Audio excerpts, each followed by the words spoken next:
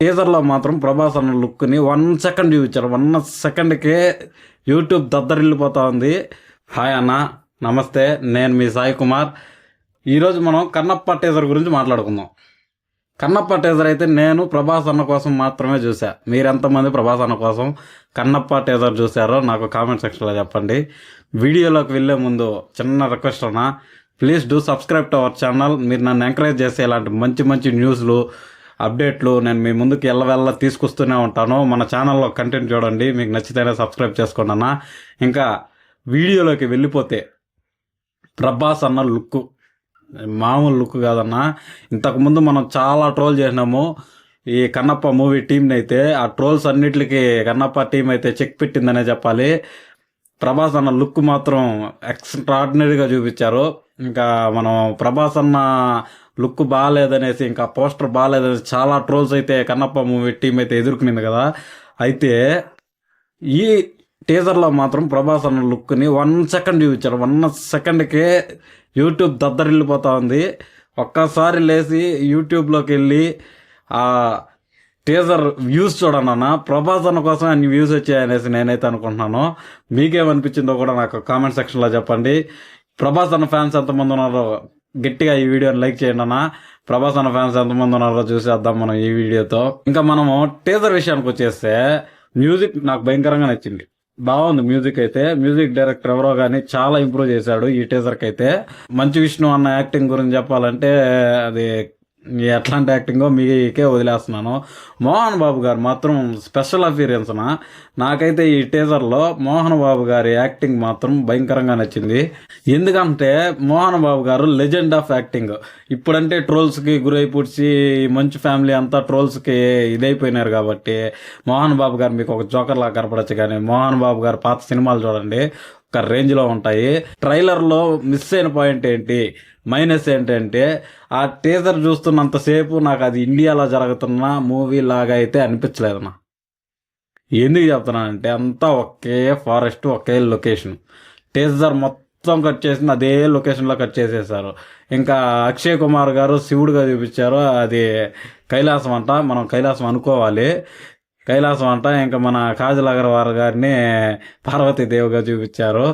అదేందో గుమ్మం కూర్చోబెట్టారు వైట్ శారీ ఒకటి కట్టి. అది నాకు కొంచెం అంత బాగా అనిపించలా. అక్షయ్ కుమార్ గారిది తల తీసి వేరే బాడీకి పెట్టినట్టు అనిపించింది అన్న నాకైతే ఈ టీజర్లో. ఇంకా ఈ టీజర్ మీరు ఎంతమంది చూసినారు, మీకు నచ్చిందా లేదా నాకు కామెంట్ సెక్షన్లో చెప్పండి. ఈ టీజర్లో మెయిన్ ప్లస్ పాయింట్లు వచ్చేసరికి, ఫస్ట్ మన ప్రభాస్ అన్న కోసమే ఈ టీజర్ కట్ చేసినట్టు నాకు అనిపించింది. ఇంకా ప్రభాస్ అన్న లుక్ అయితే వేరే లెవెల్లో ఉంది ఈ టీజర్లో. దీని గురించి మనం మాట్లాడుకోవాల్సిన అవసరమే లేదు. నెక్స్ట్ ప్లస్ పాయింట్ గురించి మాట్లాడుకుంటే, మ్యూజిక్ అన్న. మ్యూజిక్ బాగా ఇంప్రూవ్ అయింది ఫస్ట్ టీజర్ కంటే. ఈ టీజర్లో మ్యూజిక్ సూపర్గా ఉంది. నాకు సీన్కి తగ్గ మ్యూజిక్ పడింది అనేసి నాకు అనిపించింది అన్న. మీకేమనిపించిందో కూడా నాకు కామెంట్ సెక్షన్లో చెప్పండి. నేను ఏదన్నా తప్పు చెప్తా ఉన్నా కానీ కరెక్ట్ చేయండి అన్న, నేను నేర్చుకుంటాను మీ దగ్గర నుంచి.